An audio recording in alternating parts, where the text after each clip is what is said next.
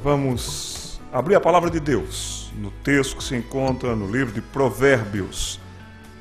Literatura sapiencial, literatura para a vida. Você que está adquirindo conhecimento, buscando conhecimento, batalhando por isso. Você que fez a escolha certa de não andar com o caminho dos ímpios, dos loucos, daqueles que há falsa impressão de bem-estar, logo lhes rouba a cena, a situação e transtorna tudo. Mas você que realmente viu que para a sua vida o temor do Senhor é o princípio do saber, nós vamos ler nesta noite o capítulo 24 e nós vamos ver o versículo 11. Provérbios, capítulo 24, versículo de número 11. E eu gostaria de meditar com vocês nessa noite sobre por que filhos de crentes se perdem. Por que filhos de crentes se perdem. Provérbios, capítulo 24, no seu versículo 11, a palavra de Deus nos diz: livra os que estão sendo levados para a morte, e salva os que cambaleiam, indo para serem mortos. Amado Senhor e Deus, a sua palavra está aberta mais uma vez. Já tivemos palavras nesta noite de conforto, de consolo, de sábia informação sobre quem é Deus e a sua soberania. E agora, neste lugar, eu quero pedir que com a cabeça realmente marcada por esses pensamentos maravilhosos sobre Deus, os nossos corações também estejam aquecidos por isso, por este amor, por tantas informações que nos levam a render graças ao Senhor, mas que também os nossos braços e os nossos pés se convertam em ações de busca nesta noite. É o que eu peço ao Senhor, em nome do Senhor Jesus Cristo. Amém.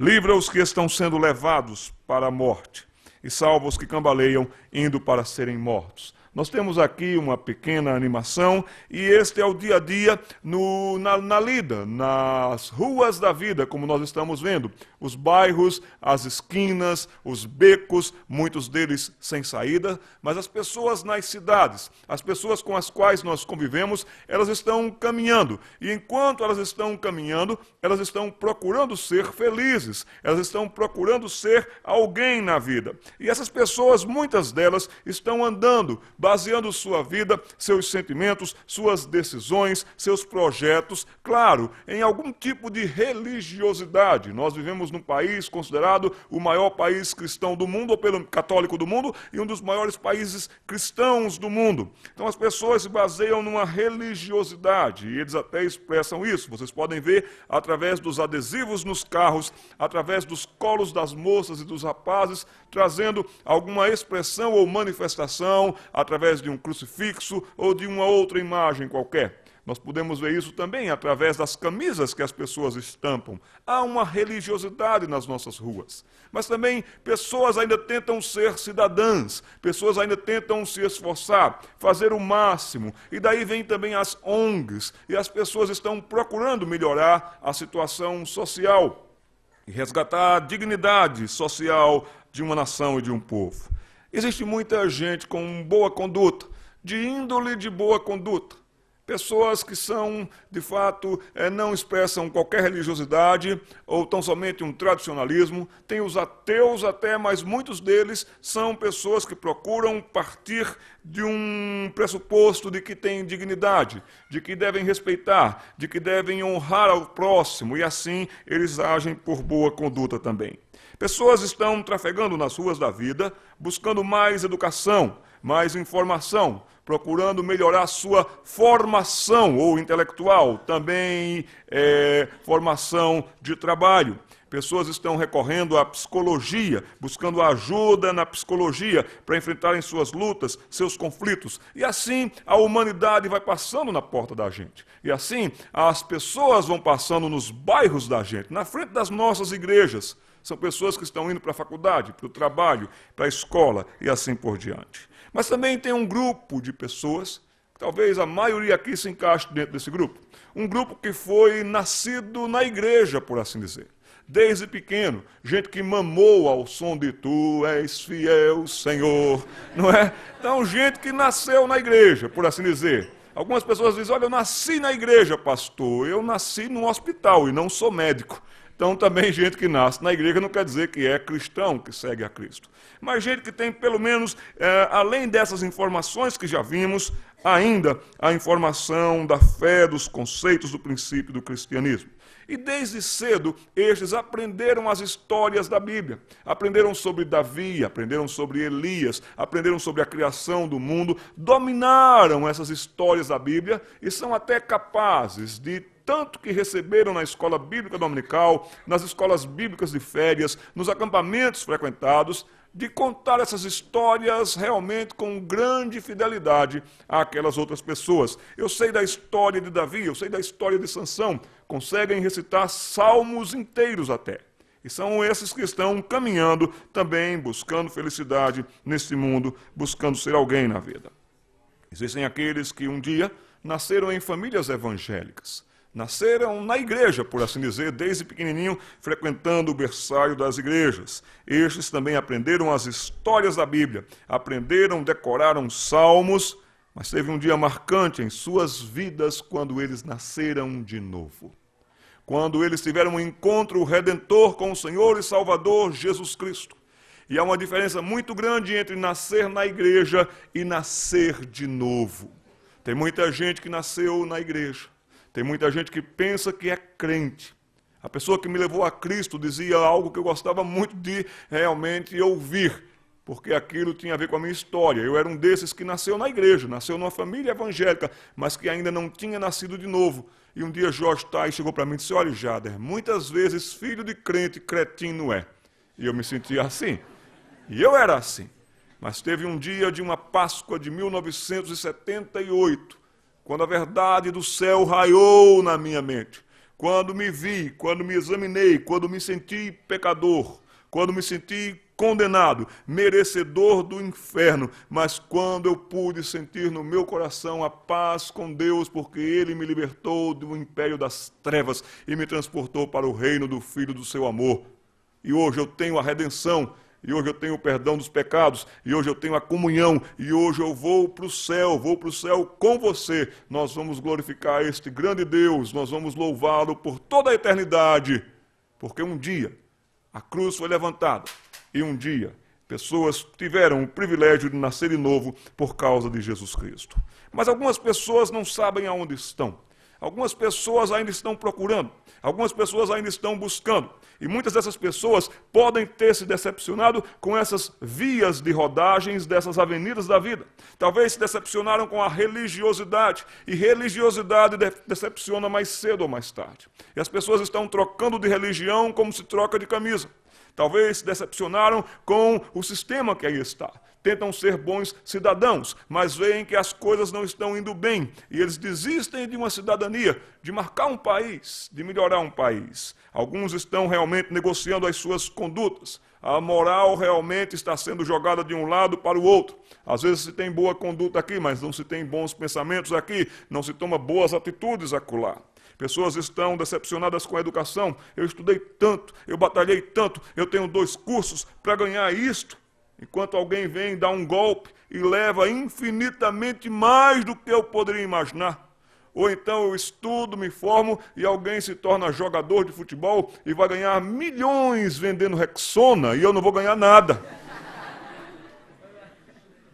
Ou então você se esforça, trabalha, batalha por uma formação profissional, você faz pós-graduação e vem uma modelo magérrima e vai ganhar o dinheiro que você nunca ganhou, visitar os hotéis que você nunca vai visitar e estar nas capas de revista que você não vai nem estar nos classificados do Diário de Pernambuco. E assim você fica um tanto frustrado. Você diz, será que vale a pena tudo isso? E esses estão à margem dos desvios. E vocês lembram de Provérbios capítulo 1, versículo número 22, que há este desvio, há a iminência do desvio, há a possibilidade do desvio.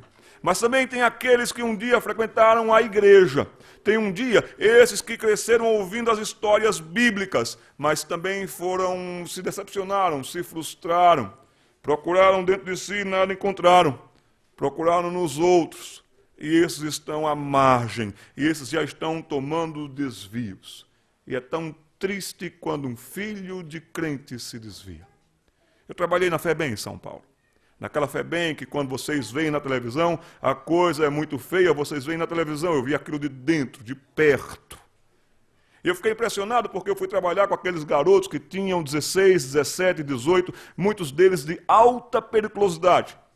E eu então tinha que dar recreação esportiva para aqueles garotos, cerca de 600 garotos, num dos pavilhões que ele era chamado de o caldeirão do diabo, porque fervia a coisa ali dentro. E qual não foi a minha surpresa, quando eu ia ver a lista de chamada do pelotão que eu ia tirar para a prática de esportes, que eu estava lá vendo Amós, Obadias, Ezequiel, Joel, os profetas menores todos lá. Malalael, presente. E eu dizia, vem cá, depois eu quero ter uma conversa com vocês. Todos eles, filhos de crentes. Todos eles que quando eu começava a recitar um salmo, eles diziam. E era impressionante, eu podia ter uma igreja dentro da FEBEM, só não podia recolher ofertas e dízimos porque não chegaria. Mas eu tinha uma igreja lá dentro. E eu conversava com esses. Mas eram os mais revoltados e eram os mais perigosos. Uma amiga minha em São José dos Campos, Beth, ela estava trabalhando com a classe de adolescentes e ela queria mostrar para os seus adolescentes que a vida lá fora não é esta que se imagina, que se pensa, que se pinta, que os mega shows mostram, gente feliz, se divertindo e etc e tal. E ela então começou a frequentar os hospitais às sextas-feiras à noite e sábado à noite, para mostrar que numa cidade como em São José dos Campos, numa sexta-feira à noite ou num sábado à noite, a entrada de número de jovens, já até mesmo para a UTI, não diminuía e aumentava. Ela pegava aquelas estatísticas e no outro domingo ela mostrava para os seus alunos. Está vendo, gente? Isso é diversão, isso é ser feliz, isso é realmente você se sentir realizado. E um dia então ela foi à delegacia. E ela foi à delegacia seguindo o seu curso, como ela gostaria de informar para os adolescentes. E o delegado a recebeu. E ela disse, olha, seu delegado, eu sou professora de escola bíblica dominical e eu estou procurando mostrar para os meus alunos o que acontece numa cidade do porte de São José dos Campos num final de semana. E aquele delegado ficou muito bravo com ela. Quer dizer que a senhora é crente? Sou. Quer dizer que a senhora é professora de escola bíblica dominical? Sou. E aquele delegado disse para ela, pois então volte lá, a senhora e os pastores e ensinem direito. Aqueles com quem a polícia tinha confronto em São José dos Campos, os que atiravam para matar, a maioria eram desses filhos de crentes. Filho de crente, quando vai para o mundo, ele entra de cabeça e ele é capaz de promover coisas perigosíssimas. A pergunta que eu faço nessa noite, que gostaria de basear a minha mensagem nessa noite é: por que os filhos de crentes se desviam? Por que esses meninos e meninas privilegiados, porque já nasceram ouvindo, já nasceram participando de escola bíblica dominical, já nasceram participando de encontros, de acampamentos, de clubes bíblicos. Porque esses que receberam tantas informações, por que filhos de crentes se desviam? E todos nós conhecemos pelo menos uma história, conhecemos 3 histórias, conhecemos 5 histórias, conhecemos várias histórias de filhos de crentes que um dia estiveram conosco nas classes de escola dominical, de juniores, mas que hoje não estão mais. E que hoje se revoltam sequer de ouvir o nome igreja ou escola bíblica dominical. Pessoas que se você disser vamos orar, eles pedem para que você não ore. Pessoas que estão com raiva de Deus, com raiva da igreja, com raiva da Bíblia e não querem nada de fato com o que se relacione com a palavra de Deus. Por que filhos de crentes se desviam? Aqueles que são nascidos na igreja podem se desviar. Mas também aqueles que são nascidos de novo podem se desviar. Por favor, não estou pregando aqui, jamais me passaria pela cabeça dizer que crente perde a salvação. Que quem nasceu de novo perde a salvação por seus atos. Eu não estou pregando nada disso nessa noite. Eu creio que uma vez salvo, uma vez resgatado, por quem Cristo morreu, por suas ovelhas, essas estão eternamente salvas e garantidas. Mas quem nasceu de novo pode pecar, você peca. Quem nasceu de novo pode cair. Quem nasceu de novo pode se desviar. Quem nasceu de novo pode correr esses riscos, sim. Os nascidos na igreja, eles podem se desviar e quando eles alcançam uma idade de 13, 14 anos, eles não querem ir mais à igreja. E eles se desviam mesmo e não vêm mais porque eles são de natureza pecaminosa. Eles também podem ir para o mundo por curiosidade.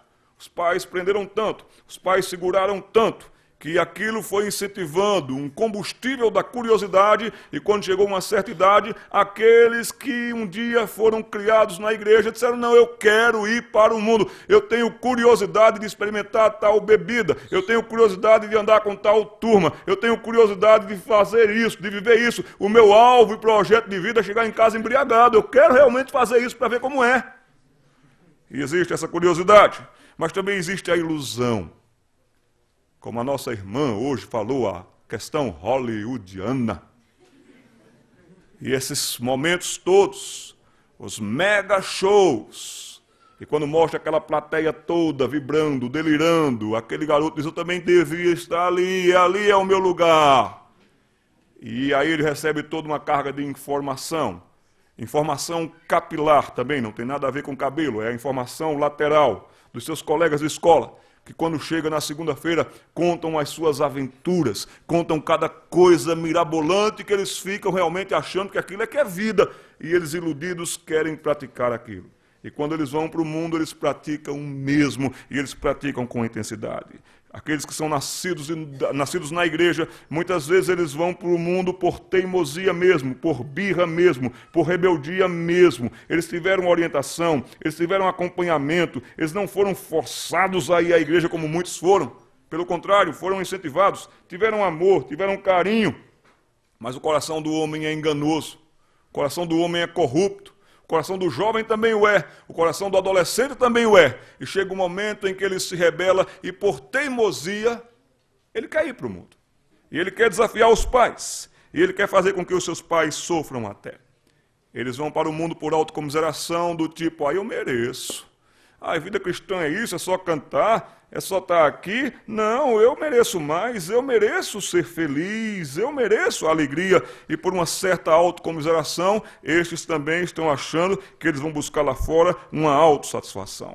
Filhos de crentes nascidos na igreja, eles vêm com os seus argumentos débeis, mas eles mesmos dizem: eu acho que não tem nada de mais isso, eu acho que não tem nada de mais aquilo. E quanto mais eles entram no mundo, mais eles se valem desses argumentos, em que eles não têm argumentos. O único argumento é: sei lá, entende? E você não entende nada. Mas eles tentam justificar o injustificável, rasos nas suas colocações, não tendo motivo, mas mesmo assim eles vêm com os seus argumentos débeis e começam a dizer: eu não vejo nada demais ir à balada, eu não vejo nada demais estar naquele local, eu não vejo nada demais estar participando de tudo isso, eu não vejo nada demais nisso e naquilo outro. Filhos de crentes, nascidos na igreja, se perdem porque não são crentes, são no máximo o que são: filhos de crentes. Ninguém nasce crente. Você não nasceu crente, assim como eu não nasci médico por ter nascido num hospital. Ninguém nasce crente. Todos nós nascemos criaturas de Deus. Mas é aqueles que são nascidos de novo, aqueles que um dia tiveram um encontro com Cristo, aqueles que um dia realmente reconheceram o Senhor Jesus como Senhor e Salvador das suas vidas, aqueles que realmente tiveram comunhão com o Senhor, que sabem agora os princípios e valores de Deus, que têm o Espírito Santo dentro de si. Aqueles até que tiveram momentos maravilhosos, lideraram departamentos na igreja até, você conhece desses, eu conheço desses, gente que um dia foi uma bênção, na nossa maneira de dizer e de se referir a alguém que está participando e atuando ativamente e em prol do próximo, do seu irmão dentro da igreja. E o que dizer desses que um dia também se afastaram, se desviaram? Porque os nascidos de novo podem se desviar, porque também eles são de natureza pecaminosa. O espírito luta contra a carne luta contra o espírito. Paulo dizia que realmente ele tinha uma luta grande dentro de si. Ele sabia o que era certo, o que era errado, queria realmente dominá-lo. Paulo dizia: miserável homem que eu sou. Nós temos uma natureza pecaminosa. O pecado está diante de ti, a ti convém, compete dominá-lo. Tem cuidado de ti mesmo e da doutrina. Procura apresentar-te perante Deus como obreiro aprovado, que você tem responsabilidade e você tem. Cuidado com o seu coração. Sobre tudo o que você deve guardar, nos diz Provérbios, você deve guardar o seu coração. Nós temos a natureza pecaminosa, um dia sem comunhão com Deus, um dia sem oração ao Senhor, buscando o seu socorro, clamando por sua dependência. Ó Deus, eu dependo do Senhor.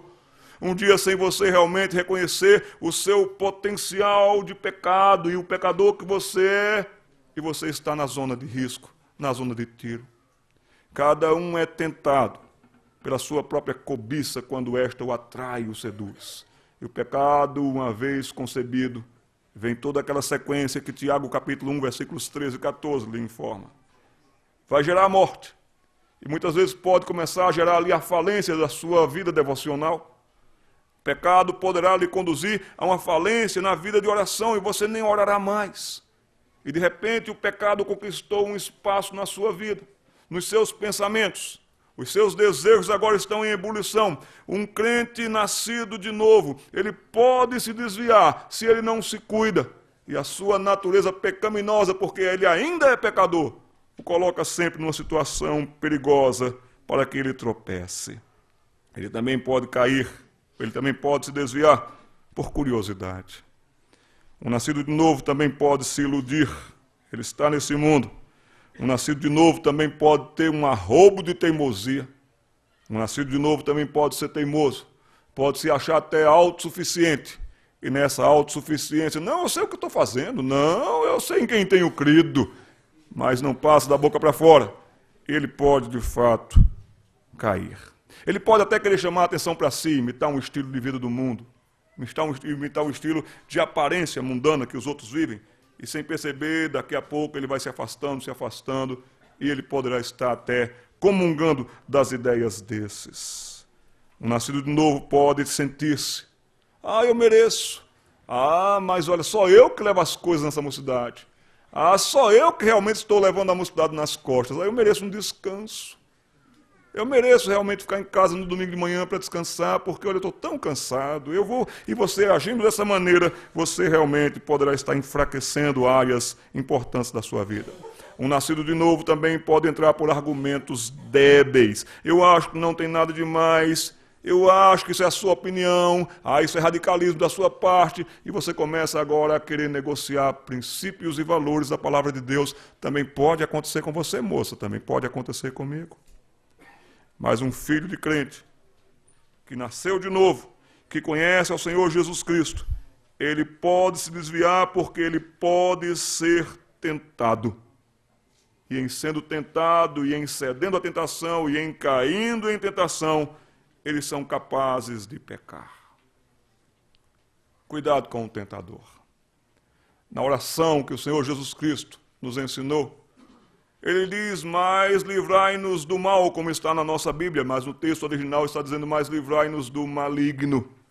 E ele chega, e ele se aproxima. Não desmarque o texto de Provérbios. Você sabe que o Senhor Jesus Cristo foi tentado, você também o é, você é assediado. Não desmarque o texto de Provérbios, mas vá comigo agora para Lucas, no capítulo 4. E você vai ver que de fato houve tentação na história. Eu vou precisar de água, se alguém puder providenciar, eu agradeço. Houve a tentação. O Senhor Jesus Cristo estava com fome. O inimigo foi em cima do Senhor naquele momento. O inimigo até quis deturpar as Escrituras. O Senhor Jesus Cristo rebate a tentação com as Escrituras Sagradas. O inimigo vem sempre. O inimigo não descansa. O inimigo colocou os olhos sobre você e o inimigo lhe estuda para que o inimigo realmente veja qual é a situação propícia para ele se aproximar de novo e para ver se você cai. Lucas capítulo 4, versículo 13, nos diz a palavra de Deus que passadas foram as tentações de toda sorte e apartou-se dele o diabo.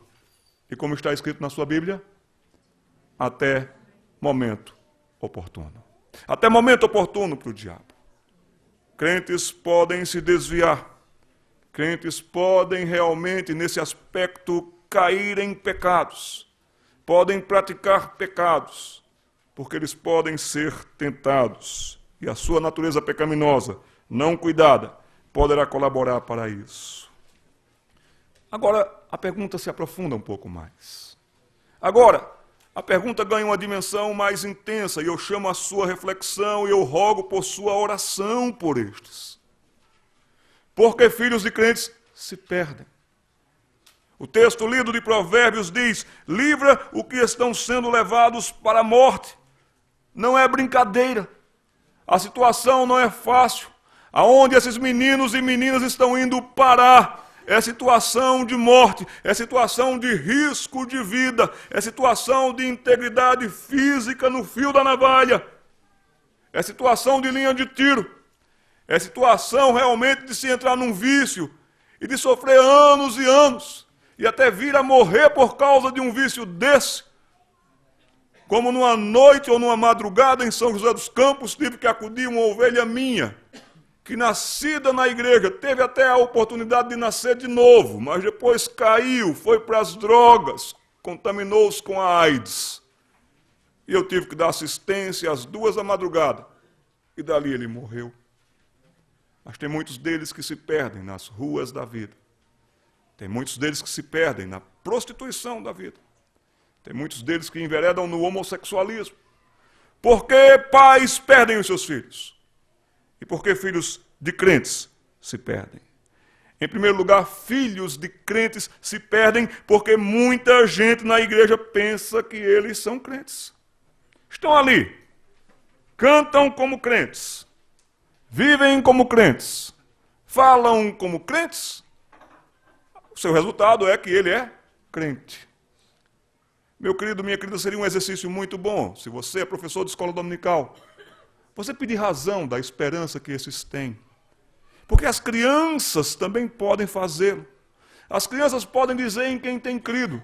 Talvez não consigam dizer um tratado teológico, se você esperasse. Mas as crianças poderão dizer: eu vou para o céu porque Jesus Cristo morreu por mim, pecador. Eu vou para o céu porque eu creio em Cristo. Um dos cânticos americanos tão bonitos que as crianças americanas cantam é: diz a Bíblia que Jesus tem por mim tão grande amor. E as crianças são instruídas nisso. E se você realmente instruir a sua classe de crianças, mas seria bom você pastorear o coração dos seus alunos. Não pense que porque eles vêm domingo após domingo eles são crentes. Não pense que porque eles decoram versículos bíblicos, eles são crentes. Um papagaio bem treinado pode fazer a mesma coisa.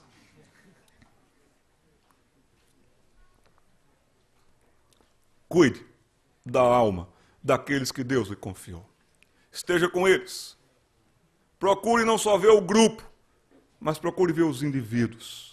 Muitos filhos de crentes se perdem quando chega a adolescência, quando chega a juventude, porque os seus professores, ou porque os seus pais, ou porque os seus pastores pensaram que porque os viram na igreja, eles eram crentes e eles não eram. Quando eu era garoto, meu pai mandou construir um tanque lá em casa, um tanquinho assim, muito bonitinho, colocou uma lâmpada no meio, colocou 2 banquinhos de jardins, assim, daqueles bonitos, uma graminha gostosa, e para completar aquele cenário todo, meu pai comprou 2 patos. Não sei porque vocês riram. Pato não é para rir. Pato é bicho. Meu pai colocou 2 patos ali. Mas o tanque era muito apertadinho. E a minha maior alegria era ver os patos nadando. Eu ficava impressionado com os patos nadando, os palmípedes ali, nadando e tudo. Mas era tão pequeno que os patos logo cansavam e desistiam. É como você querer tomar banho de piscina numa banheira. Não é? Aí quando foi um dia eu coloquei os patos para dentro, os patos foram para fora. Coloquei os patos para dentro, os patos para fora. Aí eu decretei um castigo para os patos. Vocês vão nadar 2 horas. E olha que os coitados dos patos corriam para lá, eu me cercava deles, tangiam, os patos corriam para cá. Cai um dilúvio. E eu gostei, achei foi bom, porque você está vendo? Ó, castigo mesmo, pato. Eu estou pingando, sabe aquele dilúvio que chove tanto que as suas sobrancelhas pingam? Eu estava assim.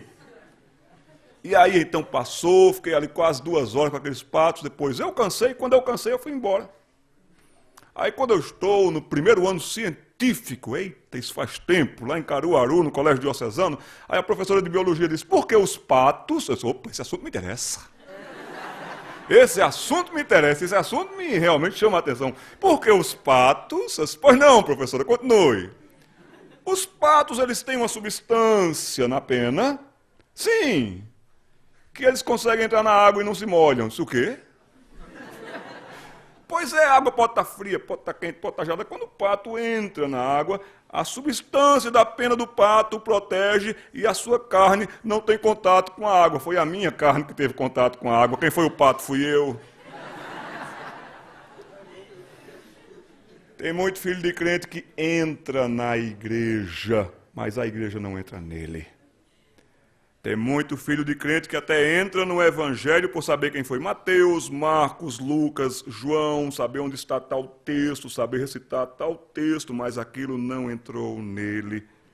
Procura ver o estado das tuas ovelhas. Filhos de crentes se perdem porque não despertam a preocupação da igreja, como os demais perdidos do mundo. Eu fico impressionado porque nós nos preocupamos muitas vezes com os perdidos que estão além-mar e continuemos nos preocupando com eles. Eles são alvos da nossa oração, eles são alvos da nossa ação, eles deveriam ser alvos dos nossos investimentos e recursos. Mas para os da nossa igreja nós não os vemos como perdidos quando eles estão perdidos. É perdido lá e é perdido aqui. Não despertam a preocupação da igreja. Muitas vezes nós começamos a fazer o orçamento da igreja e vamos cortando muitas coisas que poderiam servir de instrumento de evangelização para os nascidos na igreja. Muito cuidado quando você planejar alguma coisa. Na semana em que eu fui alcançado pela graça de Deus, eu sei que Deus me amava, eu sei que Deus me queria, Deus pensou em mim e Deus enviou o seu Filho Jesus para morrer por mim, pecador. Eu creio em tudo isso, mas eu creio que também o Evangelho é pregado. E eu creio que aqueles que anunciam as boas novas têm até os seus pés formosos. Foi por uma ação dessa que Deus mandou gente para o outro lado do mundo, pregar na China. E mandou chinês pregar em outro canto do mundo. E trouxe americanos para cá e assim o fez. Naquela época de 1978, na Palavra da Vida. Eles estavam para fazer o acampamento, mas foi um acampamento em que começou a desistir gente, e foi desistindo gente, e foi desistindo gente, e foi desistindo gente. E a liderança do acampamento disse, nós vamos ter prejuízo assim. Se passar desse número, nós vamos ter prejuízo. Mas um deles disse, nós não estamos aqui para ganhar dinheiro, nós estamos aqui para ganhar almas. O provérbio nos diz que quem ganha almas é sábio. Vamos fazer o acampamento de qualquer maneira. Foi a semana mais fraca no acampamento Palavra da Vida. Naquele tempo as moças não jogavam futebol. E eu gostava muito de jogar futebol. O meu sonho era ser jogador de futebol. Eu tinha um cabelo comprido, acreditem, até aqui. E eu molhava o cabelo, e eu chacoalhava o cabelo. Eu não posso entrar em muitos detalhes aqui para que vocês não riam muito. Mas eu me sentia assim, uma espécie de Roberto Dinamite de Caruaru. Era meu ídolo, meu herói. E o americano, o Michael, que me conduziu para aquele lugar, disse, Jader, lá tem muito futebol. Aí eu disse, pronto. E ele também disse, tem muita menina. Eu disse, pronto. Vamos lá. Entramos num ônibus. Aquela viagem eu já não gostei, eu viajei ao lado de um engradado de galinhas. Paramos na estrada. A Kombi que vinha buscar a gente não veio. A gente teve que pegar a mala, entrar 6 quilômetros canavial adentro, no sol do Nordeste do Brasil, com mala nas costas. Eu estava amando aquele programa. Eu chego naquele local e só tem agora 2,5 quartos de rapazes e 2 quartos de moças. Para jogar futebol não dava time. As moças naquele tempo não gostavam de jogar bola. Se a gente insistisse, por favor, moça, olha, joga com a gente, fica no gol, eu chuto fraquinho e pago uma coca. Não tinha jeito. Então o primeiro chamariz já morreu. O segundo chamariz, as meninas. Gente, cada mulher feia.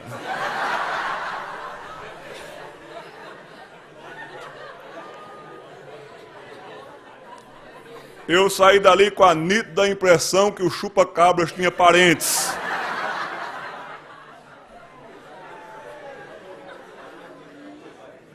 Estava com raiva de tudo e de todos.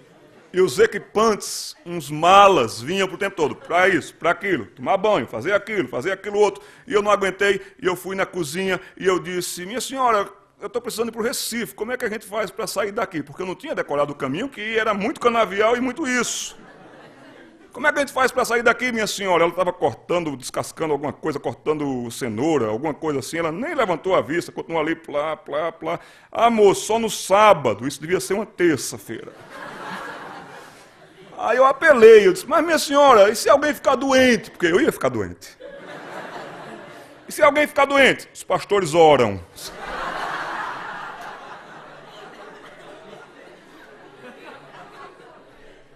Fui ouvir a palestra da noite, a mensagem da noite. Sentei lá atrás, eu desconfio muito de quem senta lá atrás. Sentei lá atrás, com uma raiva enorme. Mas Deus usou o pregador daquela noite. Era momento de Páscoa, e ele pregou sobre Jesus ou Barrabás, quem é o seu herói. Por quem você clama para conduzir a sua vida. Se você quer o momento, se você quer a satisfação, se você quer tudo pronto, se você acha que é por aí, então você está seguindo Barrabás e você clama por Barrabás. E Barrabás é o salvador da sua vida, mesmo que você não saiba. Se eu estou arrumado então, gente. Eu estou arrumado. Mas se você está se sentindo vazio, deprimido, desorientado, sem rumo, tem alguém que disse, eu sou o caminho, a verdade e a vida. Tem alguém que disse, eu sou a luz do mundo, quem me segue não anda em trevas. Tem alguém que disse, quem tem sede, vem a mim e beba, e esse é Jesus. Jesus! E eu chorei, e eu clamei por Jesus, e Jesus teve misericórdia de mim, pecador. Eles iam desistir do acampamento, gente. Eles iam parar com tudo. E eu ia passar mais quanto tempo numa infelicidade, já entrando com ideias suicidas na cabeça. Por favor, nunca meçam uma programação pela quantidade de dinheiro, se vai dar prejuízo ou não, mas meçam pela oportunidade de ganhar gente para Jesus, de falar de Cristo. Filhos de crentes se perdem porque não despertam a preocupação da igreja como os demais perdidos que estão no mundo. Filhos de crentes também se perdem porque não são alvos da nossa evangelização, insisto nisso. E também não são alvo das nossas orações constantes. E também não são alvos do nosso devido acompanhamento. Você tem orado pelas crianças da sua igreja. Você tem orado pelos adolescentes da sua igreja. Nós reclamamos demais dos adolescentes, mas eu gostaria de pedir a você que você revertesse essa reclamação em oração por eles.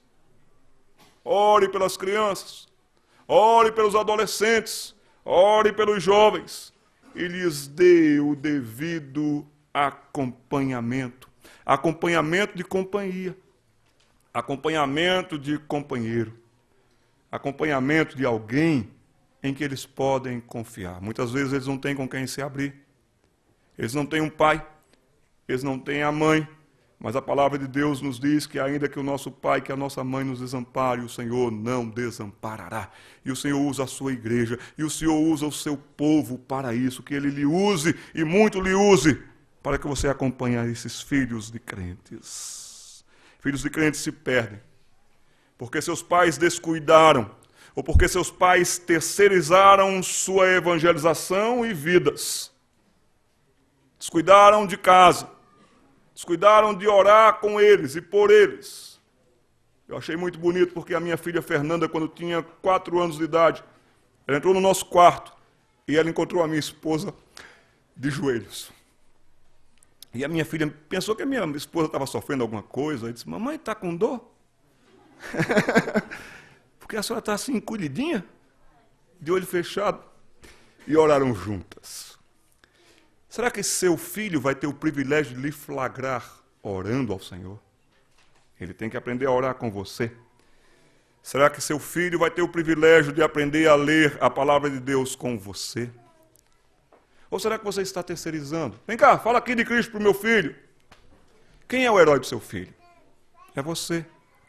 Quem é aquele em quem ele confia? É você. O Salmo 127 nos diz, herança do Senhor são os filhos. Agora, cuidado vocês que me escutam nessa noite, porque uma herança pode se tornar uma grande dívida, pode se tornar um grande prejuízo. Evangelize o seu filho, ele está ali com você. É você quem o tem no braço pela primeira vez, é você quem o acolhe. Se você não acolher o seu filho, pode ser que o traficante da esquina vai acolher. E o que ele fizer por seu filho, eu temo, eu temo. Filhos de crentes se perdem, e aqui nós podemos ter algumas bases em Lucas capítulo 15.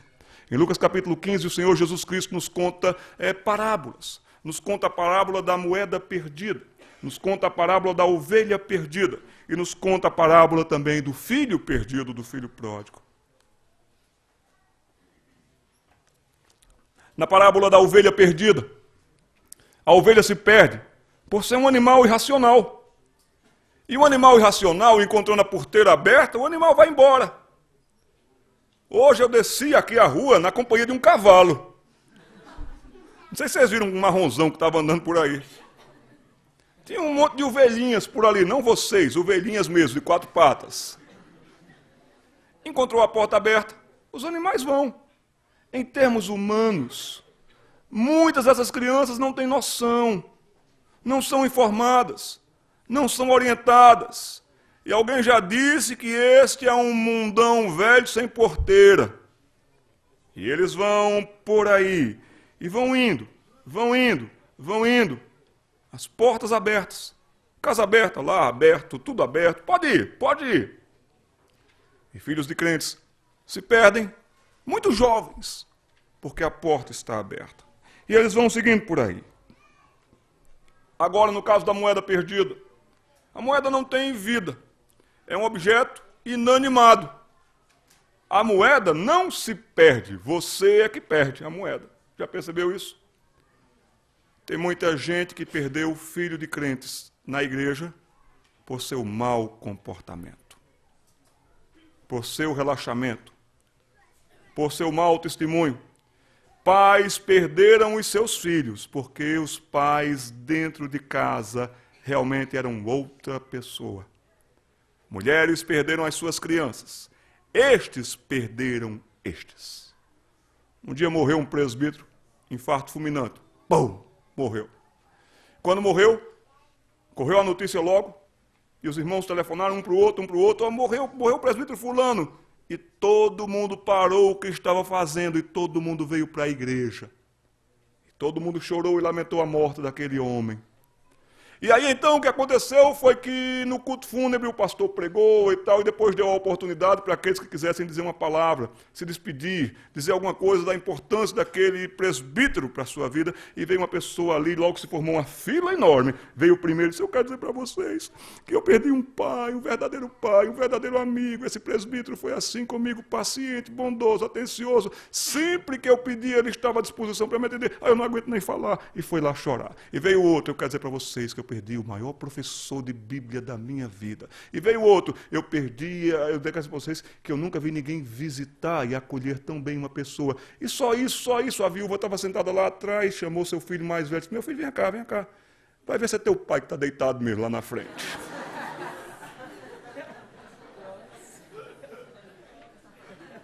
Tem muita gente que para os outros uma maravilha, para dentro de casa nada.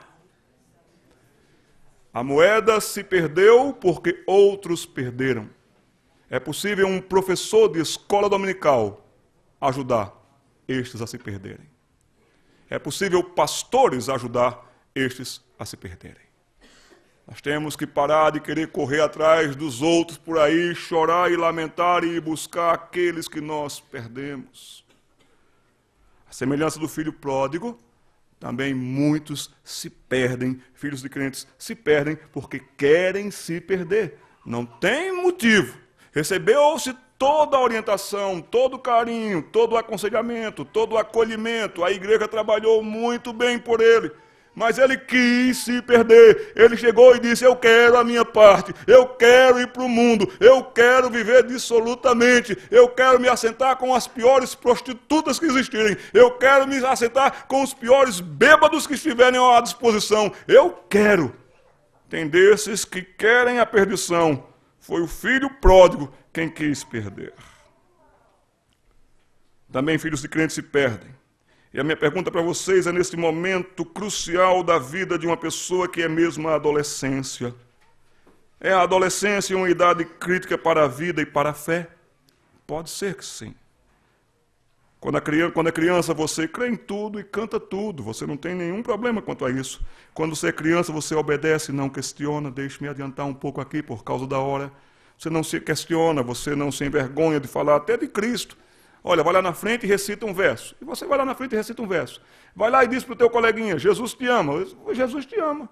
Quando você é criança, você não tem esse tipo de problema, de dificuldade, você não questiona a fé. Você nem teve condição ainda de pensá-la tanto e de tal modo. Você repete bem o que você aprendeu. ninguém lhe questiona. Que fé é essa? Por que tu és crente? Por que teu comportamento é esse? Eu nunca vi uma criança de 8 anos questionando a outra. Conta aí para mim a tua salvação, vai. Eu nunca vi isso. Conta aí esse teu Deus, como é que ele criou essas coisas e tudo isso? Nunca vi. Quando criança, ninguém lhe questiona, ninguém lhe provoca, ninguém se insinua para você. Mas aí quando você começa a fase da adolescência, por que é que os filhos de crentes correm os riscos de desvios e de perdição? Porque se acostumaram com as coisas divinas. E muitos filhos de crentes estão tão acostumados com as coisas divinas que aquilo passou para eles, passou a ser mecanismo. Passou a ser para ele ritualismo. E isso cansa. Não tem prazer na lei do Senhor. Não meditam nela nem de dia e nem de noite. É para levantar? Levanta. É para sentar? Senta. É para cantar? Canta. É para abrir a Bíblia? Abre. Mas aquilo é tão somente um mecanismo. Aquilo é tão somente um ritualismo. Também porque viram dentro de casa só mecanismo e só ritualismo. A igreja começa em casa. A salvação, a perdição de uma criança começa em casa. O abastecimento ou a falta dele vai refletir na adolescência, começando em casa. Deuteronômio capítulo 6 diz para o pai andar, e enquanto anda com a criança, e a criança pequena vai ensinando, vai falando, vai aproveitando das coisas da vida. Vai podendo mostrar, como o reverendo Kendall pregou nessa noite, você podia pegar amanhã o Salmo Isaías 40, e você está cercado de montanhas aqui ao redor, pelo menos de montes, e você está vendo aquele monte ali, meu filho? Tô, papai. Olha o que a Bíblia diz. Aquele monte, em cima daquele monte, em cima daquele monte, não é nada diante do nosso Deus. Está vendo que grande Deus a gente tem? É mesmo, papai. Agora, olha para lá, filho, o céu. Olha para lá, filho, olha lá. A Bíblia diz que Deus, quando olha para esse céu, é como se fosse um palmo para ele. Poxa, como Deus é grande, né, pai? É, meu filho. É, meu filho. Andando, assentado. Quantas vezes em viagens com as minhas filhas, a gente via um pôr do sol lindo. A gente parava um pouquinho e comentava sobre como Deus é perfeito e como os céus proclamam a glória de Deus. Aí a gente viajava depois para cá e para lá. Aí de repente eu vi uma vozinha assim atrás de mim. Tá glorioso hoje, né, pai? Olha lá. Só viram de casa mecanismo e ritualismo. Porque